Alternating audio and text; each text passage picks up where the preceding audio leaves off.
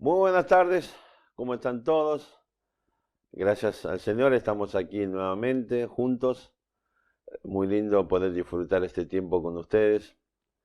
Agradezco a Dios de poder compartir nuevamente este momento para estar juntos, para disfrutar de la palabra de Dios. Así que aquí estamos. Nos ha tocado un fin de semana feo, viento, lluvia, y cosas por el estilo. Pero bueno, bajó un poco de temperatura. Pero el pronóstico es que vamos a tener lindo tiempo a partir de mañana, el día lunes, así que vamos a ver cómo viene el asunto. Continuamos con este tema acerca del llamado de Dios. Dios nos ha llamado, ¿se acuerdan? Hablamos de el llamado, es una invitación al privilegio, conforme a Romanos capítulo 8, sí, versículos 28, 29, 30. Hasta el final realmente del capítulo 8 de Romanos. Y también es un llamado, es una invitación a la gloria y a la presencia de Cristo, compartiendo toda la eternidad futura, nuestra morada celestial con nuestro Salvador. Y hablamos acerca del tiempo presente, que es una invitación a la responsabilidad. Ya hemos visto varios pasajes y hoy vamos a ver uno más, que está en Primera de Pedro, en la primera epístola del apóstol Pedro, capítulo 2, versículo 9, tal vez, o seguramente uno de los versículos más conocidos del mundo cristiano. Primera epístola del apóstol Pedro, capítulo 2, versículo 9.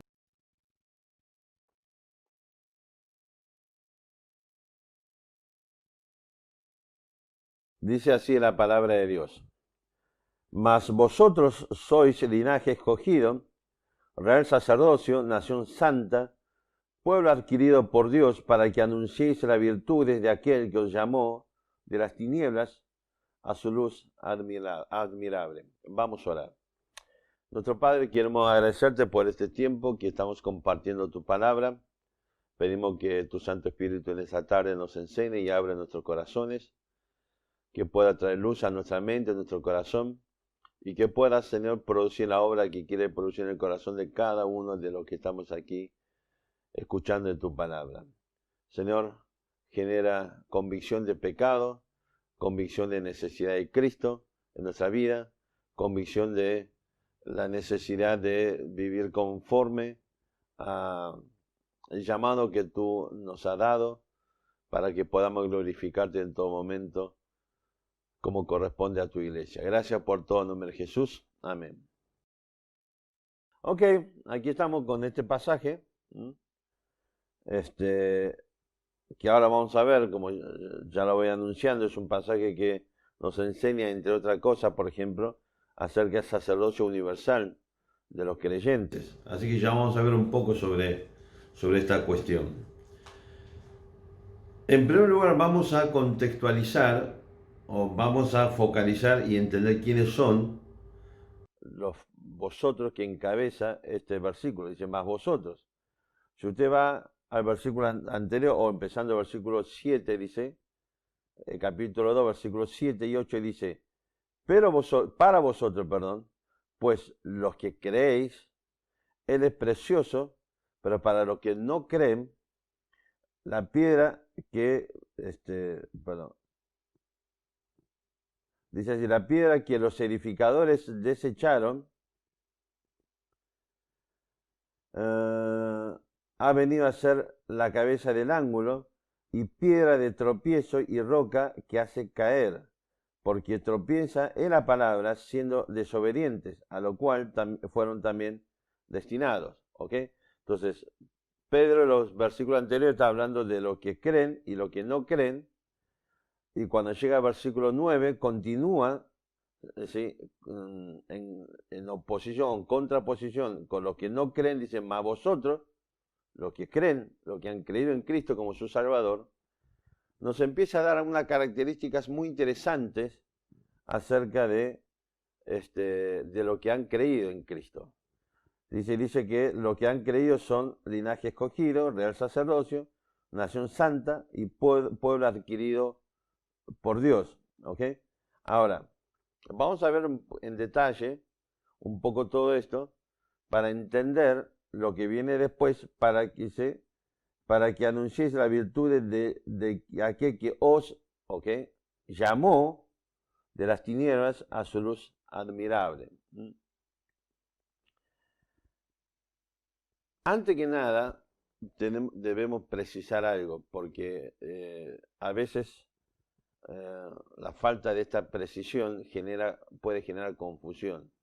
Porque la verdad es que estas 4 características, linaje escogido, sacerdocio, nación santa, pueblo adquirido por Dios, son términos que Pedro utiliza, ¿sí?, y lo extrae del Antiguo Testamento. En el Antiguo Testamento estos mismos términos se han utilizado tanto para Israel, digamos, étnico, la nación de Israel, en los tiempos, ¿sí?, por ejemplo, a partir de Éxodo capítulo 19, cuando Dios, creo que versículos 16, 17, cuando Dios le dice al pueblo de Israel que iba a ser una nación, ¿sí?, de sacerdotes y una nación santa precisamente. Y después otro pasaje está tomado de Deuteronomio y de Isaías, que ya profetiza acerca de lo que tiene que ver con Israel como nación en el futuro, en los tiempos del milenio, después de los 7 años de la tribulación. ¿Ok? Ahora, Pedro utiliza esos términos para enseñarnos algo, y es que respecto del desarrollo de la obra de Dios en este tiempo presente. Si bien utiliza los mismos términos para hablar de Israel, no está enseñando bajo ningún punto de vista que la iglesia viene a reemplazar a Israel, sino que simplemente la iglesia, con la característica, aún usando los mismos términos, vamos a ver alguna característica, digamos, o sea, apunta hacia, si se quiere, un propósito diferente.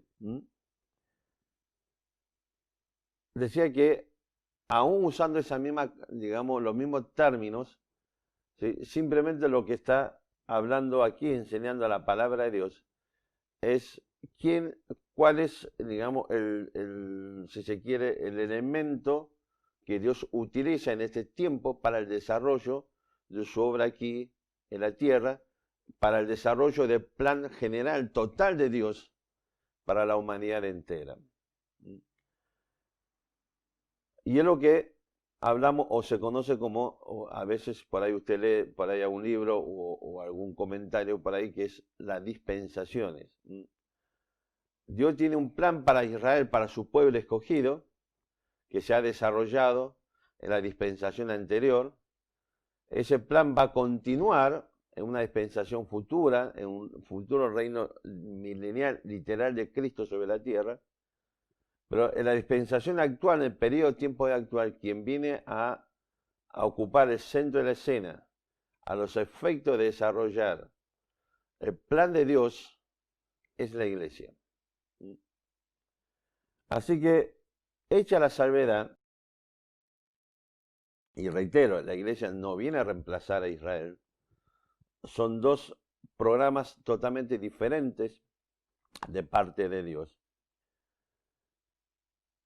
Hecha la salvedad, vamos a empezar a ver un poquito qué significa todo esto de linaje escogido. Y vamos a ver entonces, si bien Pedro utiliza los mismos términos que se utilizan en el Antiguo Testamento para Israel, vemos que tiene características propias y particulares de este tiempo de la iglesia, y que no tiene que ver con características propias y particulares de Israel, nación, ¿sí?, etnia, pueblo judío. Comienza diciendo el versículo 9, mas vosotros sois linaje escogido. Fíjese, partamos de esta base, este concepto de linaje. Es interesante entender que estos son los privilegios y parte de las bendiciones espirituales conforme a Efesios capítulo 1, versículo 3, que Dios ha preparado para su iglesia. Ahora, es interesante esta idea de linaje porque Pedro aquí esta carta está escribiendo no solamente a los judíos conversos en ese primer siglo del cristianismo, judíos cristianos, sino también a los paganos. Y hay muchos pasajes que aparecen en esta primera epístola que hace referencia precisamente a los paganos que se han convertido al cristianismo, paganos que han creído en Cristo como su Salvador. Y escribe tanto para los judíos que se han convertido al cristianismo como los paganos que se han convertido al cristianismo. Y a los dos se le dice que es linaje escogido. Ahora entendamos este concepto de linaje. La idea de linaje es la idea de compartir, se hace referencia a antepasados, ancestros y descendientes comunes, que comparten, por ejemplo, entre otras cosas, la pertenencia a cierto grupo familiar o lo que se usa habitualmente, lo que tiene que ver con compartir la sangre, entre comillas, para decirlo de alguna forma. Es un término que se utiliza muchísimo para, por ejemplo, cierto tipo de estatus, digamos, personas pertenecientes a cierto tipo de estatus social. Los pobres no tenemos linaje. La aristocracia, la realeza tiene linaje. Es interesante esto porque después vamos a ver qué significa esto de real sacerdocio. Pero ese es un poco el concepto. No cualquiera tiene linaje, comparte, digamos, un grupo étnico o sangre o familiar o cosa por el estilo. Fíjese que durante siglos el ser parte de un linaje determinado otorgaba derecho determinado. Ser linaje de la realeza, por ejemplo, otorgaba derecho a acceder no solamente a títulos nobiliarios, títulos honoríficos, sino también, por ejemplo, el acceso al trono, a la corona de un país determinado, de un reino determinado. Nosotros en esos lugares jamás tendríamos esa posibilidad, por ejemplo. Si usted ve esta película, por ejemplo, que se llama Corazón de Caballero, una cosa por el estilo, que se trata precisamente de un grupo, de un chico que el padre se lo entrega a un caballero, a alguien que tiene linaje, alcurnia, para que a través o sirviendo a este caballero pueda recorrer el mundo, pueda conocer y pueda aprender y cambiar de alguna forma, como dice la película, su estrella, que su padre, ¿sí?, que pertenecía a una clase baja, una clase pobre, no tenía posibilidades de darle todas esas posibilidades. Pero lo cierto es que la película hay un momento que el caballero se muere, entonces entre el escudero, él, no me acuerdo cuál es el rol de cada uno, y el protagonista decide, digamos, suplantar al caballero y participar de las actividades deportivas o justas, digamos, deportivas que se desarrollaban en ese tiempo en la Edad Media, precisamente entre los caballeros. De hecho, si no eras parte de un linaje, nunca podías participar de ese tipo de justas deportivas. Pero el punto central es que se descubre, y usted ve que al final, o sea, que es una mentira, y esto es castigado, digamos, gravemente por la ley, y finalmente, mientras el protagonista estaba en un cepo, en una plaza pública, aparece el príncipe heredero, ahí está el linaje de la realeza, y le devuelve un favor.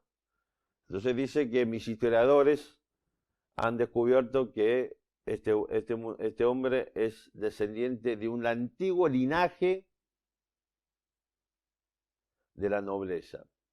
¿Ok? Y es interesante que termina diciendo, bueno, esto es mi palabra, por lo tanto no puede ser cuestionado por nadie, o sea, porque es el príncipe heredero del trono. Y con esto se le abrió esta idea de linaje, ¿ok? Así que a partir de allí, bueno, sus hijos van a tener linaje. Así que lo primero que nos dice la palabra de Dios, que aquellos que han creído en Cristo como su Salvador, ahora pasa a ser de un linaje. ¿Ok? Y dice linaje escogido. Es interesante entender esta palabra, porque se nos está diciendo de qué linaje estamos hablando. Si ustedes ven en el versículo 4 y el versículo 6, dice así la palabra de Dios. ¿Ok? Acercaos a Él, 1 Pedro capítulo 2, ¿ok? Versículo 4 dice, acercaos a Él, piedra viva, desechada ciertamente por los hombres, mas para Dios, que dice, escogida y preciosa. Y fíjese pues lo que dice el versículo 6, por lo cual también contiene la escritura, he aquí pongo en Sión la piedra, la principal piedra del ángulo, escogida, dice, preciosa. Y el que creyere en él no será avergonzado. ¿A quién se refiere los dos versículos con versículo 5, 4 dice, mas para Dios escogida y preciosa, versículo 6 dice que es la principal piedra del ángulo, escogida, preciosa. ¿A quién se refiere? Al Señor Jesucristo. Está hablando del Señor Jesucristo, ni más ni menos. O sea, Cristo es la piedra, es el versículo 4, ¿ok? Que es la piedra viva desechada por los hombres, pero para Dios escogida y preciosa. Y es la piedra del ángulo que aparece en el versículo 6 cuando dice escogida y preciosa. Es decir que, y después nos va a enseñar todo el pasaje que precisamente Jesucristo ha sido colocado como piedra fundamental para la edificación de un nuevo edificio. ¿Cuál es ese edificio? La iglesia. Cristo es el fundamento, el sostén de toda la estructura que se levanta sobre él, que es la iglesia. Así que lo primero que empieza a aparecer aquí, fíjese que, aunque dice linaje escogido, y yo le decía al principio, aunque Pedro utiliza los términos que usa el Antiguo Testamento para hablar de Israel, aquí ya empieza a aparecer la diferencia. Está hablando que nosotros somos de un linaje, mismo linaje de Cristo, que fue escogido como fundamento para este nuevo edificio que Dios ha creado y ha desarrollado, que es la iglesia. Y nosotros hemos sido escogidos precisamente para ser parte del mismo edificio. Y es lo que la Biblia nos va a hablar, por ejemplo, en 1 Corintios capítulo 3, cuando el apóstol Pablo nos exhorta diciendo, pero cada uno mire cómo sobreedifica. Más allá de el contexto 1 Corintios 3 tiene unos destinatarios primarios, pero este concepto es precisamente común a todos los cristianos. La exhortación es cómo sobreedificás sobre el único fundamento que es el Señor Jesucristo. Es decir, que somos parte del mismo linaje de Cristo escogido para el desarrollo de la iglesia de Cristo en este mundo y en este tiempo presente. Somos parte del linaje de Cristo escogido para el desarrollo del propósito y del plan de Dios para toda la humanidad entera, pero en este tiempo particular que estamos viviendo. De ese linaje está hablando el apóstol Pedro. Y ya empieza a esbozar dos conceptos interesantes que vamos a desarrollar al final, o vamos a mencionar sí, ver con más claridad al final de lo que vamos a compartir hoy. Y es que hay dos medios que el cristiano tiene que desarrollar para cumplir con ese propósito de Dios en este tiempo para su plan para la humanidad entera. Así que fíjese qué interesante, la idea es esta.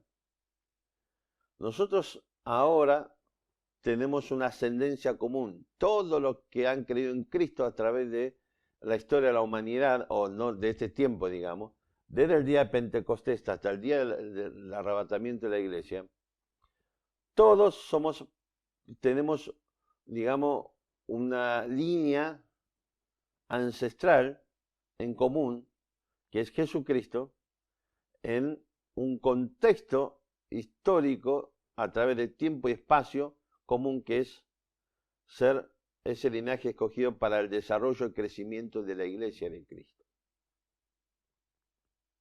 Cristo es el fundamento y nosotros somos aquellos que, siendo linaje, debemos continuar con ese mismo propósito.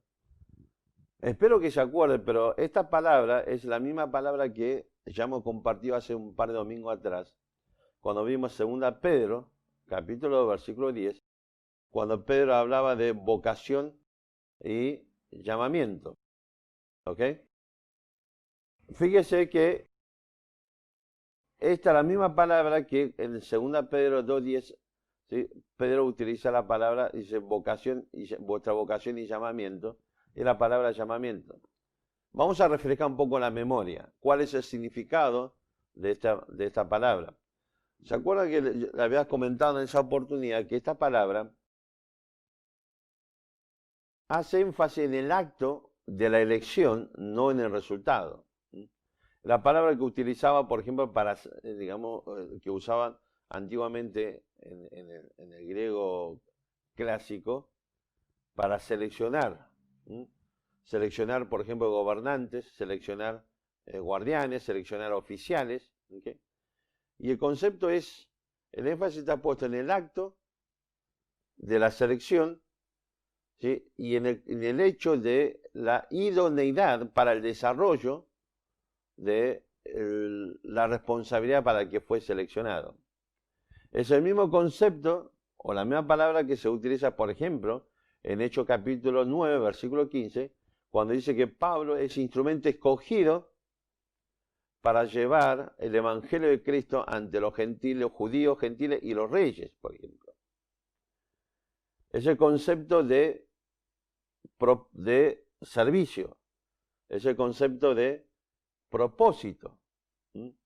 No es tanto el énfasis desde la perspectiva de la salvación, sino el énfasis está puesto a la perspectiva de alguien que ha sido escogido para un propósito determinado. Y vamos a ver después que hay dos propósitos en este proceso. Uno es claro aquí, ya es claro aquí, que es nosotros somos de ese linaje, somos parte del linaje de Cristo, que continuamos con la responsabilidad de la edificación de la iglesia de Cristo. Y la edificación de la iglesia de Cristo tiene que ver con principios, con no solamente aprender, estudiar la palabra de Dios, pero fundamentalmente tiene que ver con los principios de la palabra de Dios que nos enseña acerca de el desarrollo o la vida que debemos desarrollar, los principios que debe guiar nuestra vida, de manera que seamos medio de edificación y de bendición para otros hermanos, por ejemplo. Así que cuando la palabra de Dios nos habla acerca de amar a nuestros hermanos, tiene que ver con esto, con nuestra tarea de la edificación de la iglesia de Cristo. Cuando la palabra de Dios nos habla sobre todos los principios los unos a los otros, tiene que ver con esto. Es decir que la vida cristiana no consiste en conjunto de informaciones. La vida cristiana tiene que ver con los principios de la palabra de Dios puesta en práctica. Ese es el fundamento para la edificación. ¿Ok? de la iglesia de Cristo. Así que Pablo nos dice que somos linaje escogido. Después sigue diciendo real sacerdocio. Es interesante porque está hablando de dos responsabilidades, dos funciones en una misma persona. Es decir, que somos parte de la realeza, porque ese es, ¿sí?, el significado de la palabra real. La palabra griega que se traduce como real tiene que ver con este concepto precisamente. O lo que algunos traductores traducen este pasaje diciendo regio, ¿sí?, sacerdocio. Está hablando precisamente de la realeza. Y además sacerdote. Es interesante entender esto porque tiene que ver con nuestra responsabilidad en este tiempo de lo que es la edificación de la iglesia. Pues si usted lee en Apocalipsis capítulo 1, versículo 6, se nos dice claramente que hemos sido constituidos en reyes y sacerdotes de Dios, o para Dios. Y ya aparece también, aunque sea un término utilizado, pero fíjese que, digamos, para Israel, ya aparecen también algunas cosas interesantes. En Éxodo 19 se dice que Israel es una nación de sacerdotes, pero aparte a nosotros, a la iglesia, se nos agrega esta condición de ser reyes. Ahora, quizás tiene que ver un poco también con este nuevo orden cuya cabeza es Cristo Jesús como sumo sacerdote, tal como desarrolla en el libro de Hebreos. Si en el libro de Hebreos se nos dice que el orden arónico, ese orden sacerdotal que estaba bajo la antigua dispensación con Israel, dice el escritor hebreo que simplemente es algo que está terminando. ¿Por qué? Porque está emergiendo el nuevo orden sacerdotal que es según Melquisedec, ¿sí?, y Cristo es constituido en sumo sacerdote según este nuevo orden. Y recuerda que en Melquisedec tenemos el relato en el libro de Génesis, ¿ok? Génesis, creo que, si no me falla la memoria, capítulo 14. Dice que Melquisedec era sacerdote de Dios Altísimo, pero además era el rey de Salem, de la ciudad de Salem, ¿ok? Y sabemos que está hablando de Jerusalén. Ahora, es interesante entender esto, primero principal. Como reyes, o esta idea de realeza, usted sabe que la realeza, los descendientes, lo de linaje real, desde que nacen, comienza a recibir digamos, o desarrolla un proceso donde recibe un conjunto de educación diferente al común de los mortales. ¿Qué significa esto? Se los prepara para llegar a ser rey. Se los prepara para el día que reciba precisamente la corona. Si usted busca un poco, por ejemplo, aún en la actualidad, la existencia de lo que es las familias reales, por ejemplo, en países como, digamos, situados en Asia, en África y en Europa, donde existe, digamos, este concepto de la realeza. Creo que en algunos países por Oceanía, con tradiciones antiguas también, todavía tiene todo lo que es la familia real, por ejemplo. Los únicos que estamos exentos o no tenemos, gracias a Dios, familias reales es en los países de América, teniendo en cuenta que, bueno, es el último continente descubierto, ¿ok? Y así que y ya comenzamos con tradiciones de carácter de organización social y política diferentes. Y, de hecho, en América es donde precisamente se ha retomado esta teoría de organización política que es precisamente ¿qué cosa? Democracia, república y cosas por el estilo. Aunque no sé si usted sabía, nuestros próceres querían instaurar una monarquía en la Argentina. Tanto nuestro querido Manuel Belgrano como José de San Martín pensaba, o ellos veían con buenos ojos la posibilidad de establecer una monarquía en estas latitudes del Río de la Plata. Pero bueno, el punto central es que evidentemente lo que son parte de la realeza tiene que recibir una educación acorde a la responsabilidad que va a desarrollar el día de mañana en las diferentes funciones y puestos, y aun cuando llegue a lo que le corresponde a recibir la corona. Y esto nos habla ya un poco otra vez acerca de lo que es el desarrollo de la práctica de la vida cristiana.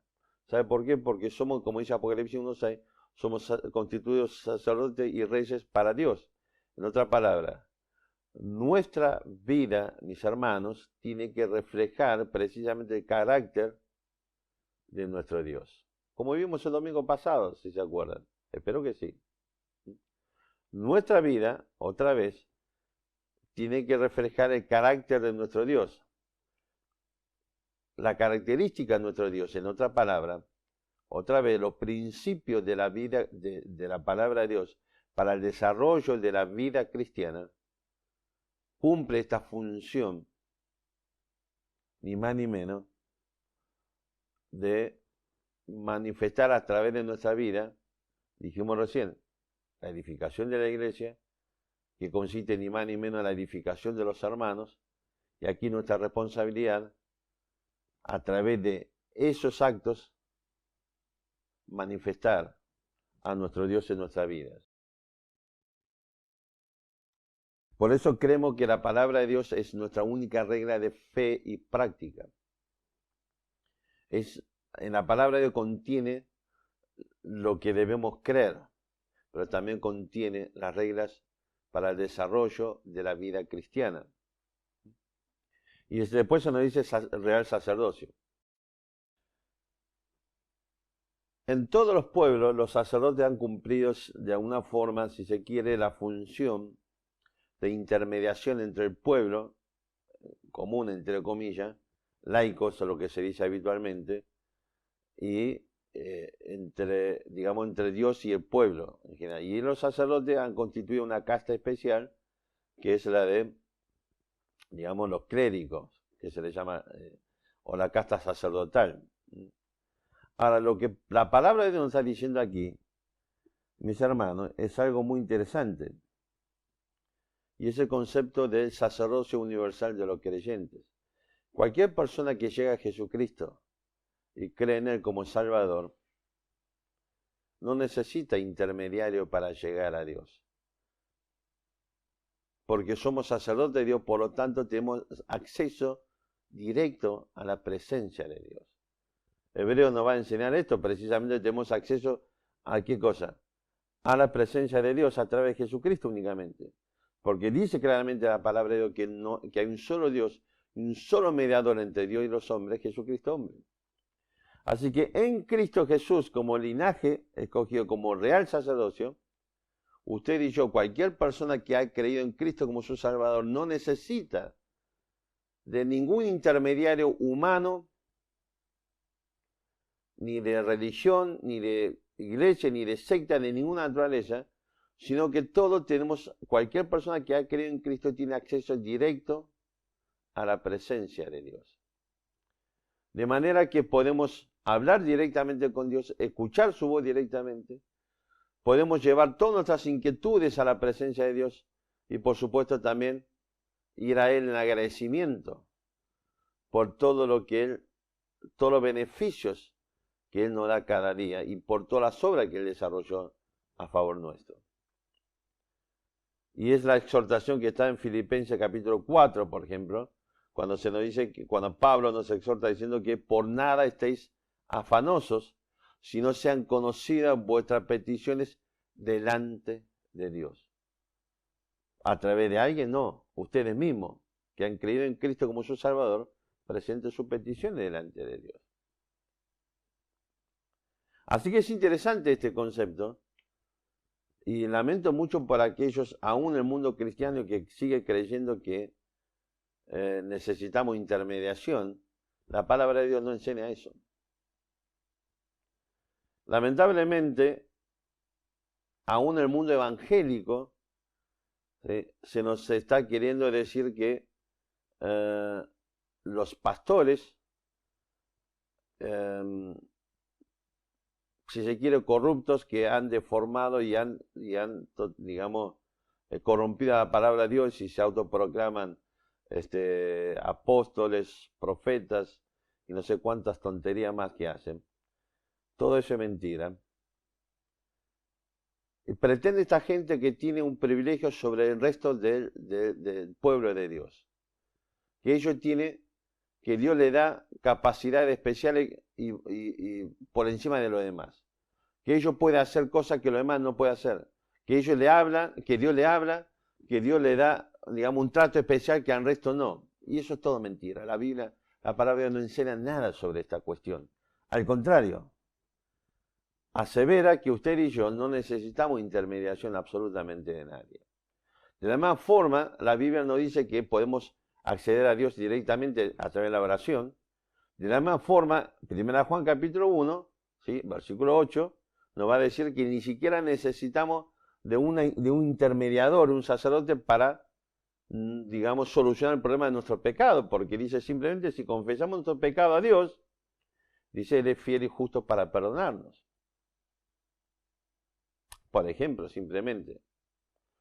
Pero hay otra cosa que es fundamental, cambia aquí el concepto de nuestra situación, la posición del cristiano como sacerdote de Dios. La Biblia no enseña, antes de ir a ese punto fundamental, le decía, la existencia de dos castas, ¿sí? La casta sacerdotal y laico. No.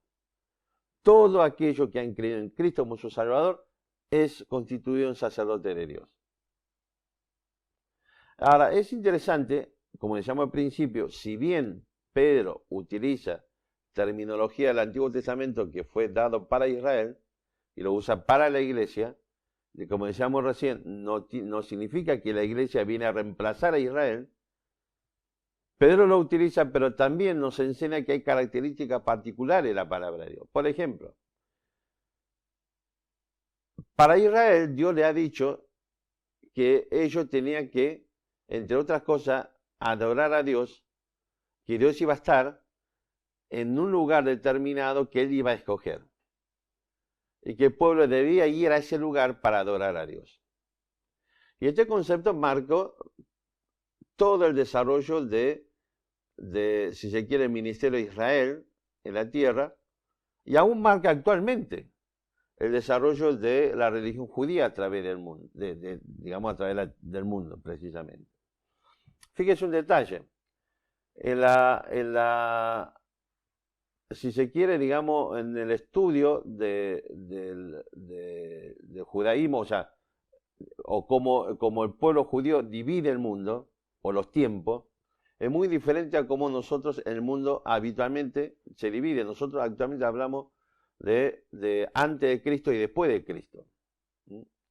De hecho, nuestros años están marcados por eso. O sea, cuando estamos en el año 2020, esto es a partir precisamente del nacimiento de Cristo. Pero los judíos habitualmente hablan, por una cuestión de lógica, porque ellos no reconocen a Cristo como su Mesías. Ellos hablan del periodo del primer templo y del segundo templo. El primer templo fue el templo que construyó Salomón, allá por el año 900 promedio, 900.000 a.C.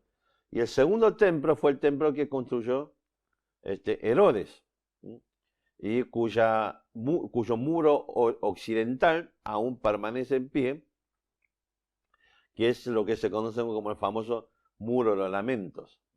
Si usted hoy visita Jerusalén, va a encontrar ese muro y también tiene el acceso a lo que se conoce como la explanada del templo, donde antiguamente estaba, digamos, levantado lo que era el templo de Jerusalén, el segundo templo.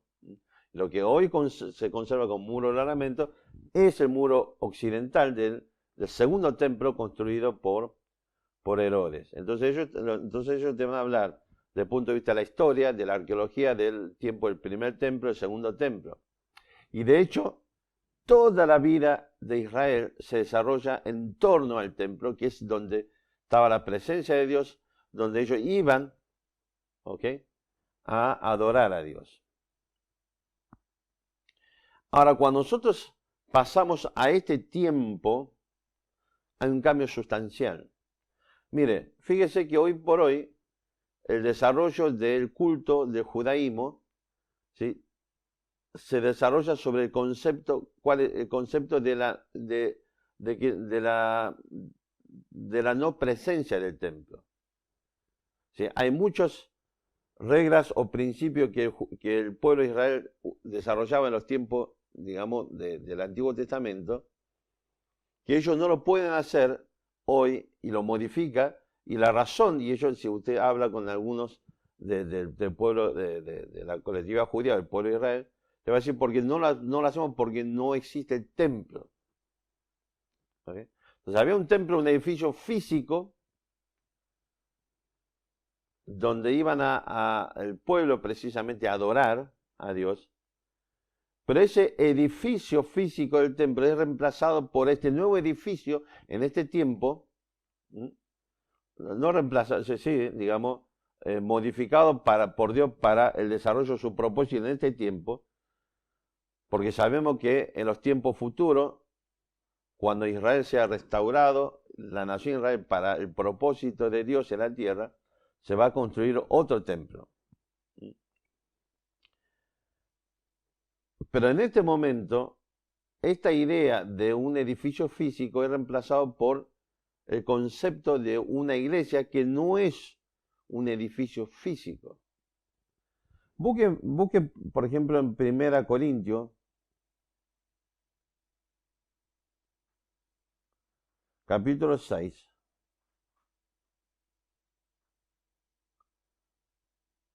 Versículo 20.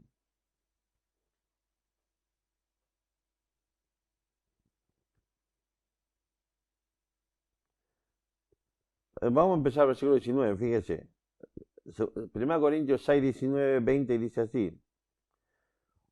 ¿O ignoráis que vuestro cuerpo es templo del Espíritu Santo, el cual está en vosotros, el cual tenéis de Dios, y que no sois vuestros?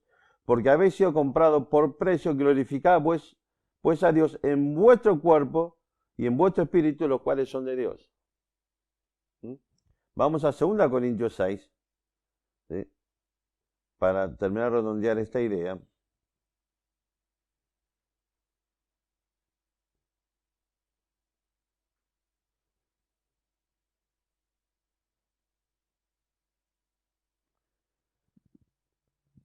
Versículo 16 dice así. ¿Y qué acuerdo hay, 2 Corintios 6, 16, y qué acuerdo hay entre el templo de Dios y los ídolos? Porque vosotros sois el templo de Dios viviente. Como Dios dijo, habitaré y andaré entre ellos y seré su Dios y ellos serán mi pueblo. La iglesia de Cristo no es un edificio visible. La iglesia de Cristo es lo que la Biblia nos enseña, es ese cuerpo místico de Cristo conformado por todos los creyentes, por todos los que han creído en Cristo como su Salvador, desde el día de Pentecostés hasta el día del arrebatamiento. Es decir, que la iglesia de Cristo somos nosotros, los que hemos creído en Cristo como nuestro Salvador. Así que este concepto del centro de adoración en un lugar determinado pasa a ser la vida de cada uno de nosotros. Cada uno de nosotros somos una entidad de adoración y de alabanza y de glorificación a Dios. Cada uno de nosotros ahora somos el lugar de adoración a Dios. El lugar donde Dios habita, el lugar de donde nosotros debemos manifestar a Dios a través de nuestra vida, a través de lo que nosotros desarrollamos y practicamos cada día. Es decir que mientras usted se desplaza cada día, mientras usted está donde está cada día, en su trabajo, en sus estudios, entre sus familiares, amigos, en su vecindario, en el lugar donde va a hacer las compras o la actividad que usted desarrolle. Usted es un templo de Dios que se va desplazando, por lo tanto, nuestra responsabilidad en este tiempo en la iglesia como sacerdote de Dios es manifestar a Dios de manera que podamos, a través de nuestra vida, generar la adoración y la alabanza a Dios debidamente. Real sacerdocio.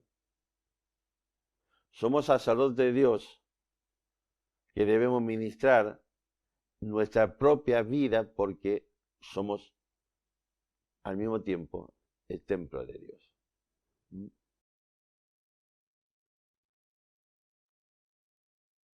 Volvamos a 1 Pedro. Eso nos dice que somos linaje escogido, real sacerdocio. ¿Cómo estamos viviendo nuestra vida?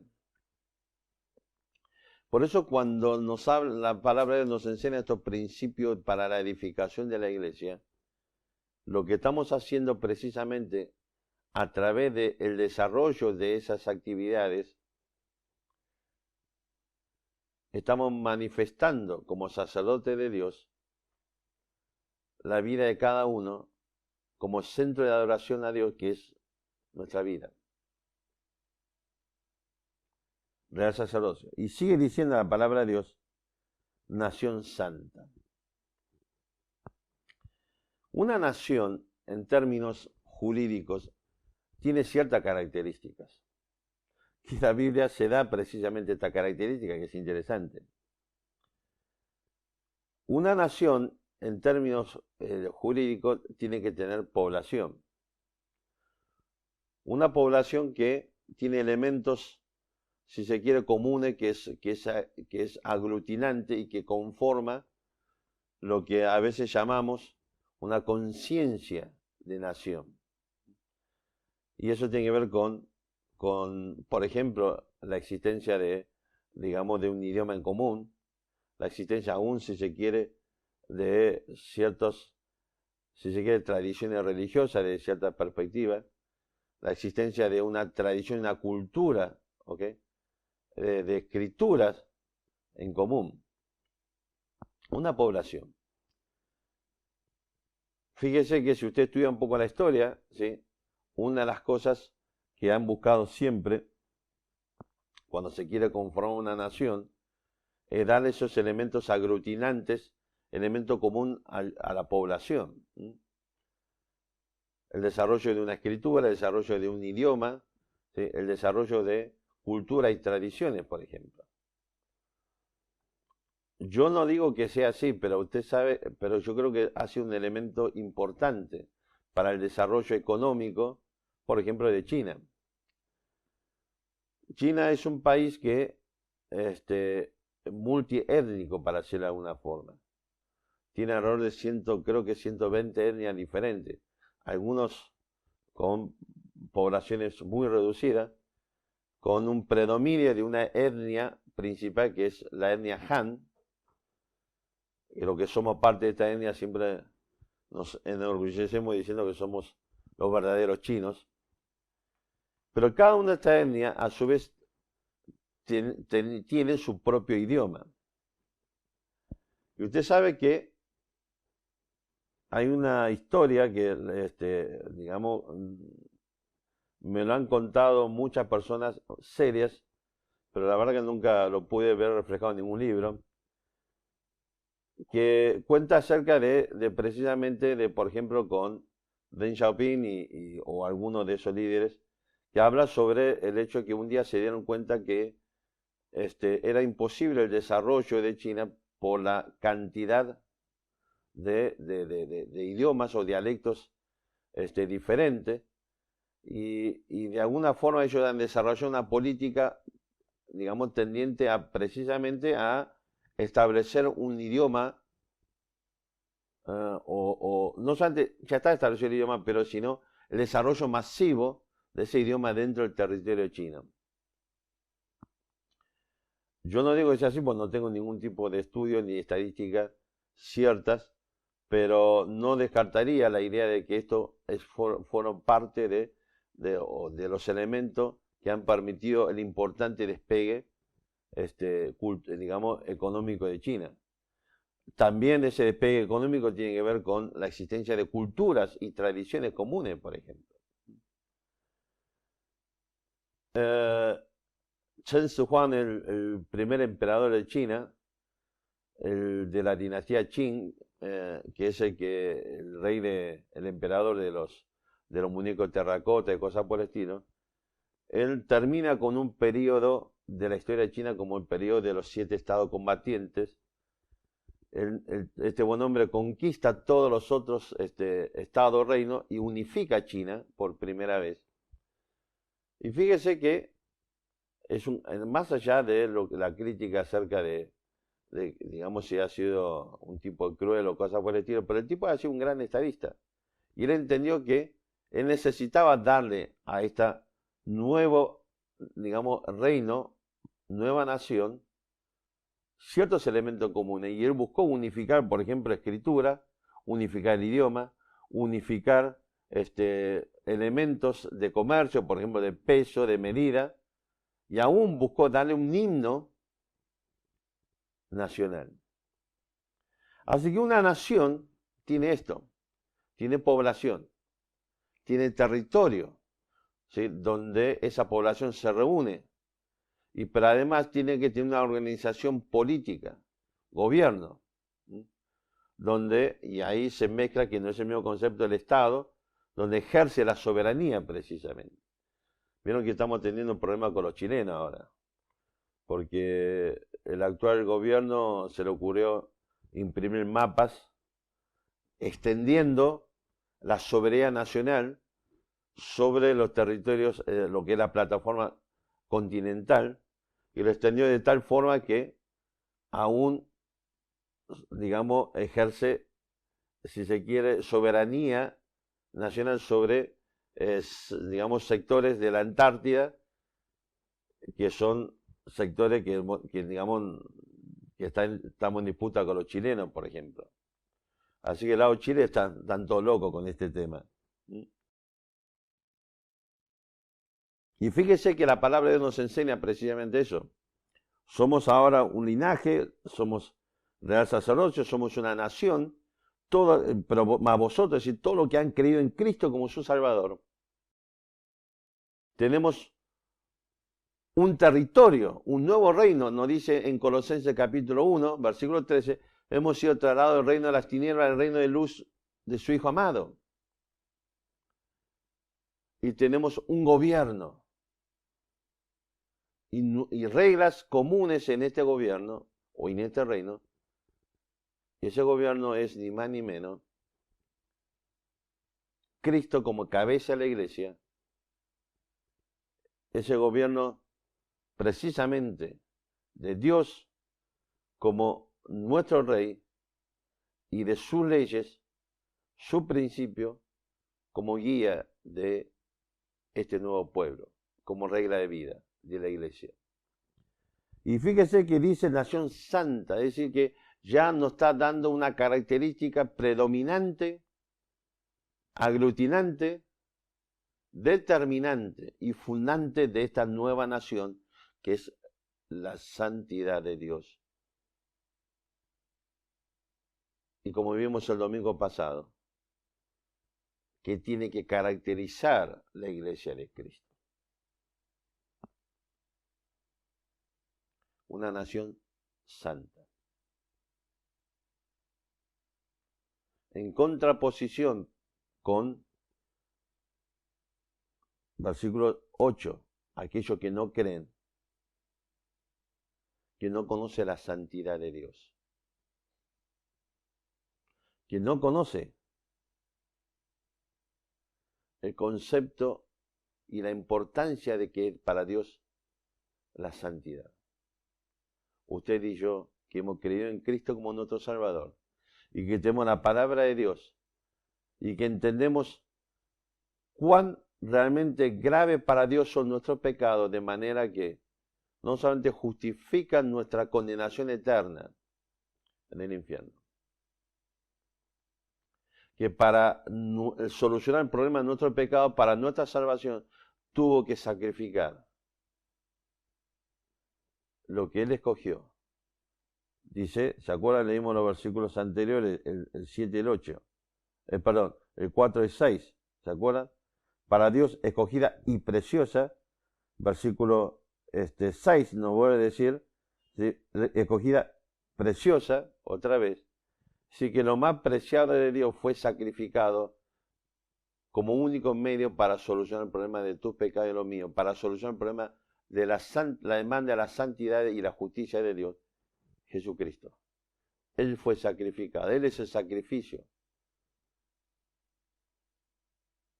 El precio que Dios pagó para que usted y yo hoy podamos restablecer nuestra relación con Él.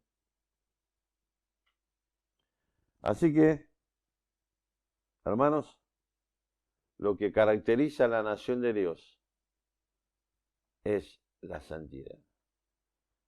Y este es el principio que debe guiar nuestra vida en todas nuestras relaciones cotidianamente. La santidad de Dios. Y sigue diciendo, pueblo adquirido por Dios. Es interesante la palabra adquirido. La palabra adquirido hace referencia es un concepto de pertenencia. Es un concepto de propiedad privada. La idea es que nosotros somos una adquisición de Dios exclusivo, privada de Dios. Y la palabra adquirido no solamente es la idea de una adquisición privada propia, ¿sí?, perteneciente exclusivamente y únicamente a Dios. También es el concepto de, digamos, la idea, es la idea de la preservación. Fíjese en Hebreos capítulo 10.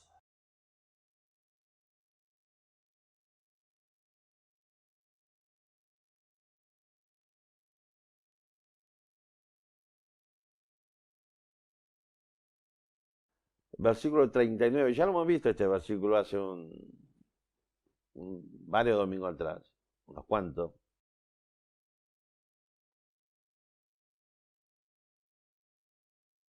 Ya le hemos dicho otras veces, si usted quiere algún pasaje o alguna predicación particular porque no lo escuchó o quiere aprender sobre lo que hemos compartido allí, o para refrescar la memoria, puede escribirnos y con gusto se lo mandamos. O usted lo que puede hacer, me corrigen constantemente mis hijos, lo que puede hacer, y lo animo a que lo haga, entre en nuestra página de YouTube y se suscribe y toca la campanita, y ahí además va a tener precisamente, ahí están todas las predicaciones desde que comenzamos con la cuarentena. Ya se nos fue medio año. Al principio era algo para pasar el momento. Ahora se está haciendo una regla. Fíjese, Hebreos capítulo 10, versículo 39, dice así, pero nosotros no somos de los que retroceden para perdición, sino de los que tienen fe para preservación del alma, y la palabra que aparece en Pedro cuando dice pueblo adquirido. Es decir, que el concepto de la palabra de Dios, volviendo a 1 Pedro, es que somos un pueblo que conformamos como propiedad exclusiva, o sea, adquirida por Dios, como propiedad o pertenencia exclusiva para ser perseverado, perdón, para ser preservado. ¿Ok? Somos propiedad de Dios para ser preservado por Dios. Y esto es con esta idea, el apóstol Pedro nos va a introducir el segundo propósito que hablamos. ¿Se acuerda? Primero dije hice una mención y ahora es el segundo. Ahora quiero que entienda este concepto de propiedad exclusiva de Dios, adquirido por Dios, porque si usted tiene algo que es su pertenencia, todos ejercemos derecho de propietario sobre lo que nos pertenece. Usted tiene derecho, por ejemplo, en su casa a pintar el color que quiera. Algunos, la verdad, que es terrible los gustos que tiene, pero usted tiene derecho a pintar la casa como quiera. O puede reformar su casa como quiere, por ejemplo.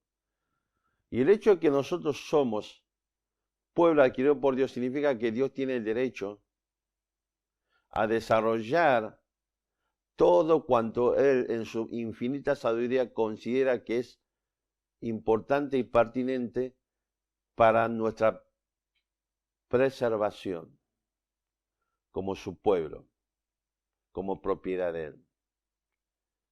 Él tiene, no solamente ahora, como creador, derecho de autor sobre nosotros, Él ahora, por lo que Él pagó para la adquisición de cada uno de nosotros, Él tiene derecho de propiedad para desarrollar todas aquellas obras que Él considere que debe desarrollar para nuestra preservación. Usted haría eso con su casa. Si hay una pared que se cae, usted va a llamar a los albañiles para que arregle esa pared para preservar su casa. Hay una rotura de un caño de agua, usted va a hacer ese trabajo y un montón de cosas más. Así que Dios va a hacer lo mismo en nuestra vida, hermanos. Y hace lo mismo. Somos propiedad adquirida para ser preservados por Dios. Y ahora vamos a volver después con esta idea de la adquisición de Dios. Hasta ahora hablamos sobre qué cosa, sobre el propósito de manifestar en nuestra vida que somos un linaje escogido, que somos real sacerdocio, nación santa, adquirido por Dios, nuestra responsabilidad de manifestar una vida que edifique la iglesia de Cristo, que somos todos nosotros, la edificación de la vida de aquellos que somos parte de la iglesia de Cristo. Y ahora se nos dice el apóstol Pedro, versículo 9, para que anunciéis la virtud de aquel que os llamó de las tinieblas a su luz admirable. Mis hermanos, el otro propósito, el segundo propósito, es por un lado nuestra vida, de nuestra práctica cotidiana, y por otro lado, el concepto de la proclamación. ¿De quién? De Jesucristo y de su Evangelio. Es interesante la palabra anunciar porque habla de proclamar, habla de lo que debe salir de nuestros labios acerca de lo que ha ocurrido en nuestro interior. Pero es un concepto también que significa, ¿sabe qué? Llevar de un lugar para otro. En otras palabras, tu responsabilidad, mi responsabilidad, mientras vamos de un lado para el otro lado cotidianamente, mis hermanos, debemos proclamar todas las virtudes, todas las bondades de aquel que nos llamó de la ignorancia de Dios, del desconocimiento de Dios, de la perdición eterna, al conocimiento pleno de Dios. Dos propósitos, linaje escogido. Compartir con Cristo nuestra responsabilidad en la edificación de la iglesia, pero también proclamar aquí que es el fundamento de la iglesia y de nuestras vidas. El fundamento de nuestra salvación y el perdón de pecado. Fundamento de la modificación eterna de nuestra condenación eterna a la presencia eterna en nuestra morada celestial. Mis hermanos, no hay responsabilidad más grande en nuestra vida que edificar el cuerpo de Cristo y que proclamar el Evangelio de Cristo. Mateo capítulo 28. Por tanto, ir, ¿se acuerdan? Hablamos muchas veces, el concepto son 3 participios. Por lo tanto, yendo a donde vas cotidianamente, a donde vas esporádicamente, a donde vas circunstancialmente, yendo, haciendo discípulos, yendo y proclamando el Evangelio. Es el mismo concepto que Pedro nos dice aquí. De un lado para el otro, anuncie la virtud de aquel que os dio salvación, nos rescató a las tinieblas y nos ha dado luz y conocimiento de Dios, salvación y perdón de pecado. ¿Y qué significa esto de proclamar o anunciar las virtudes? Bueno, es el mismo concepto o la idea tiene que ver con, digamos, pueblo adquirido por Dios. La adquisición de este pueblo le ha costado el sacrificio de lo más preciado que es su Hijo Jesucristo, su único Hijo. La adquisición de este pueblo le ha costado a Dios, o le ha costado a Cristo, no solamente los sufrimientos por nuestro pecado, no solamente la muerte por nuestro pecado, también la ruptura de una relación, de una comunión plena y eterna en la cruz de Calvario. Anunciar la virtud de aquel que os llamó la tiniebla a la luz significa ni más ni menos que cuente precisamente, y si nunca escuchaste esto y hoy quiero que sepas, es contar nuestra condición de pecador, nuestra condición de recibir la condenación y perdición eterna en el infierno como castigo de nuestro pecado, nuestra condición de nunca tener conocimiento de Dios, ni gustar de la bondad, de la misericordia, del amor, de la gracia de Dios. Dios sacrificó lo más precioso que es su Hijo Jesucristo, para que a través de Él, usted y yo hoy tengamos la posibilidad de disfrutar de todos estos privilegios, beneficios y bendiciones.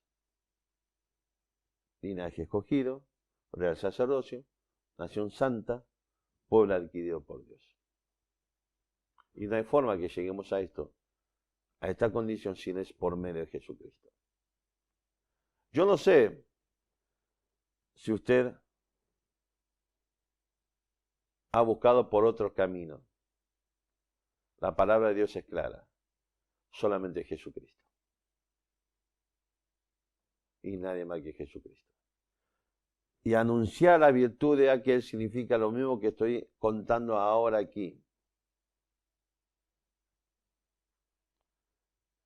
Que Dios, por amor a usted, a vos y a mí, sacrificó su único Hijo Jesucristo muriendo en la cruz del Calvario por mi pecado, para que por medio de Él lleguemos a tener conocimiento, relación íntima con Dios y gozar de todas las bendiciones y los beneficios que Él te quiere dar.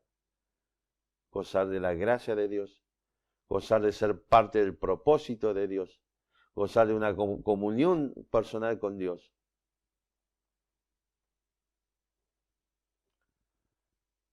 Gozar de una eternidad en su presencia. Y quiero preguntarte, mi hermano, ¿estamos cumpliendo con estos propósitos? ¿Estamos siendo medios para la edificación del cuerpo de Cristo que es la iglesia?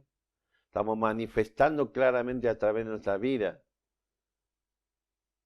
nuestro linaje, el carácter de nuestro Dios? ¿Estamos manifestando a través de nuestra vida que somos el templo de Dios y cada uno somos una unidad de adoración? Y cada uno somos parte de una nación que debe manifestar una característica que es la santidad. Y cada uno hemos recibido de Dios el privilegio de ser propiedad de Dios, de manera que Él tiene derecho de darnos las directivas para nuestras vidas y hacer todos los actos de preservación que Él quiere realizar, para que cumplamos ahora con este propósito que es proclamar el Evangelio de Jesucristo. Contar de las bondades y las virtudes de aquel que murió en la cruz por tus pecados y por los míos, por cuyo único mérito y medio tenemos salvación y perdón de pecados.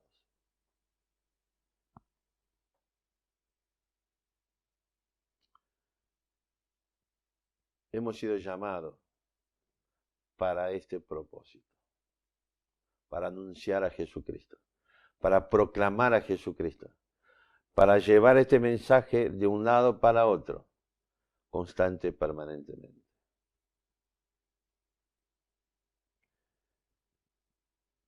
Hemos sido receptáculo de la bondad y la misericordia de Dios.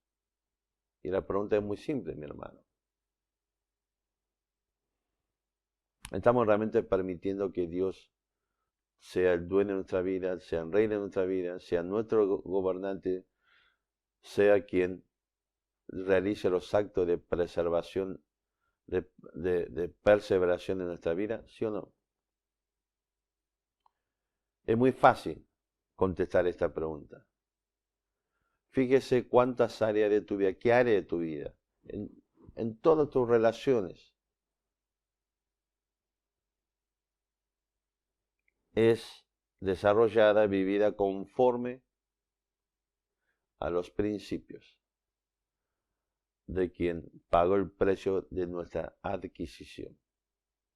Quien tiene derecho a ejercer las prerrogativas de un propietario.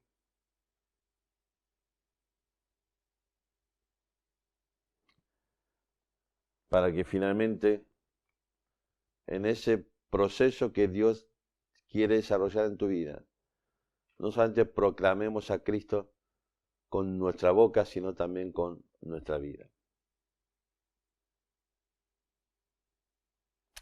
Hermanos, no hay nada más importante que puedas hacer en tu vida cada día que proclamar a Cristo y compartir este mensaje, este Evangelio de Cristo, donde vayas y con quien te cruces cada día.